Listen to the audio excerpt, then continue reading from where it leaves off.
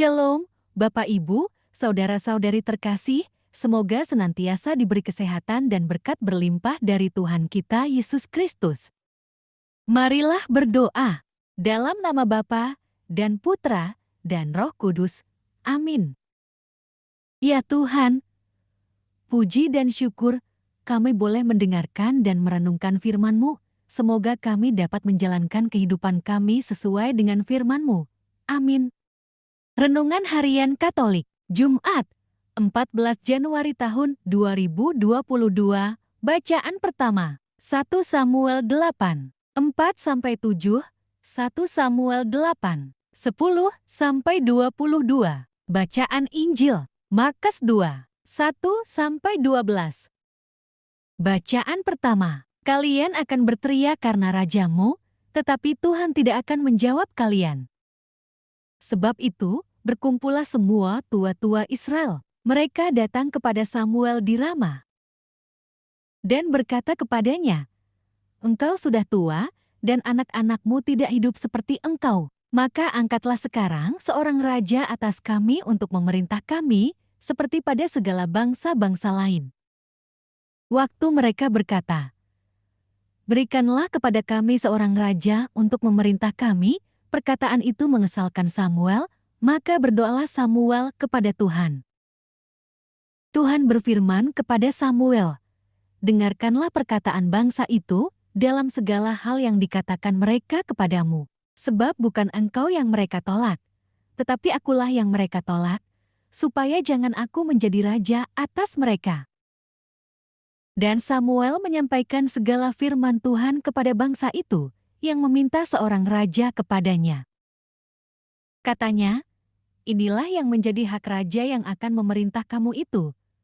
Anak-anakmu laki-laki akan diambilnya dan dipekerjakannya pada keretanya dan pada kudanya, dan mereka akan berlari di depan keretanya.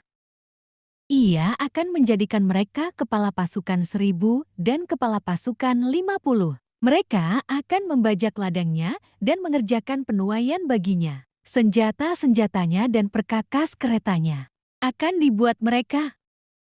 Anak-anakmu perempuan akan diambilnya sebagai juru campur rempah-rempah, juru masak, dan juru makanan. Selanjutnya dari ladangmu, kebun anggurmu dan kebun zaitunmu akan diambilnya yang paling baik dan akan diberikannya kepada pegawai-pegawainya. Dari gandummu dan hasil kebun anggurmu akan diambilnya 1/10 dan akan diberikannya kepada pegawai-pegawai istananya dan kepada pegawai-pegawainya yang lain. Budak-budakmu laki-laki dan budak-budakmu perempuan, ternakmu yang terbaik dan keledai-keledaimu akan diambilnya dan dipakainya untuk pekerjaannya. Dari kambing dombamu akan diambilnya 1/10 dan kamu sendiri akan menjadi budaknya. Pada waktu itu kamu akan berteriak karena rajamu yang kamu pilih itu, tetapi Tuhan tidak akan menjawab kamu pada waktu itu." Tetapi bangsa itu menolak mendengarkan perkataan Samuel dan mereka berkata, "Tidak, harus ada raja atas kami. Maka kami pun akan sama seperti segala bangsa-bangsa lain. Raja kami akan menghakimi kami dan memimpin kami dalam perang." Samuel mendengar segala perkataan bangsa itu dan menyampaikannya kepada Tuhan. Tuhan berfirman kepada Samuel, "Dengarkanlah permintaan mereka dan angkatlah seorang raja bagi mereka." Demikianlah sabda Tuhan. Syukur kepada Allah. Bacaan Injil. Di dunia ini, Anak Manusia memiliki kuasa pengampunan dosa.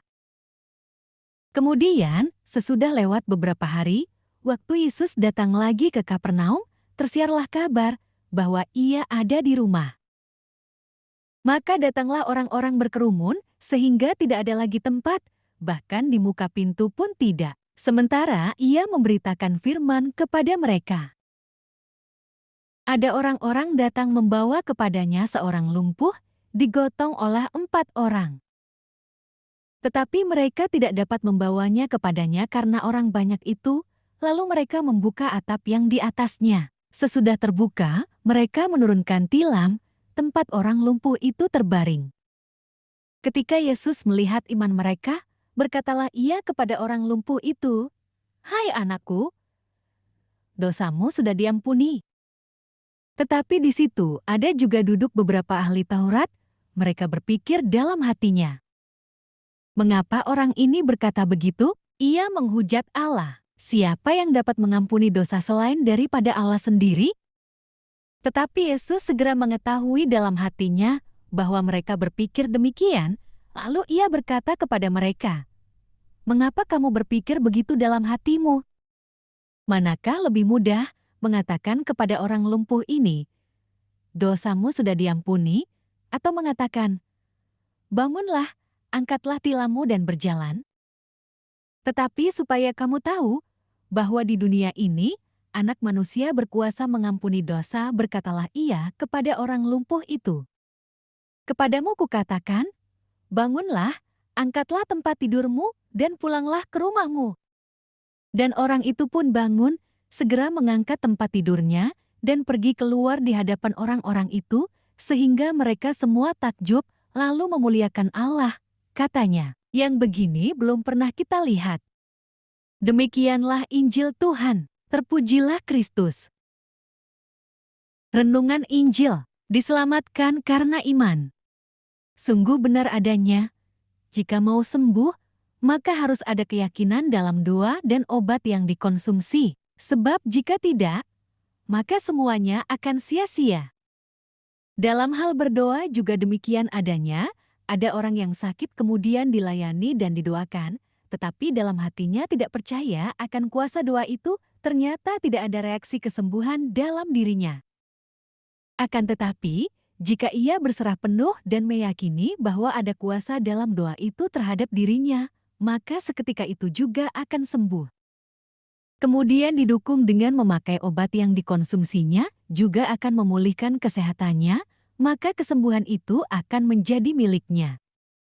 Ada sinergi iman, kondisi atau situasi yang terjadi, dan apa yang diinginkan. Pada perikop sebelumnya, Yesus berada di Galilea untuk memberitakan kerjaan Allah. Pada kesempatan lain, Yesus kembali lagi ke Kapernaum, yaitu kota nelayan. Yang penting, terletak di pantai utara Danau Galilea. Kota Kapernaum ini terletak di jalur perdagangan utama yang menghubungkan Mesir dan daerah barat daya, serta Syria dan daerah timur laut. Yesus kembali lagi ke rumah Simon dan Andreas. Ia pun memberitakan firman kepada mereka yang berkumpul di rumah itu. Lalu datanglah orang yang lumpuh dengan digotong 4 orang. Namun, mereka terhalang mendekat kepada Yesus karena kerumunan orang pada saat itu. Pulangkah mereka? Tidak. Iman mereka membuat mereka mencari jalan untuk membuka atap, lalu mereka menurunkan tilam, sehingga si lumpuh dapat bertemu dengan Yesus.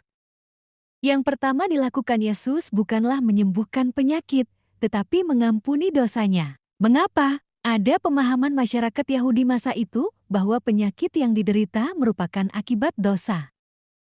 Yesus memahami hal ini. Setelah menerima pengampunan dosa, maka sakit lumpuhnya disembuhkan.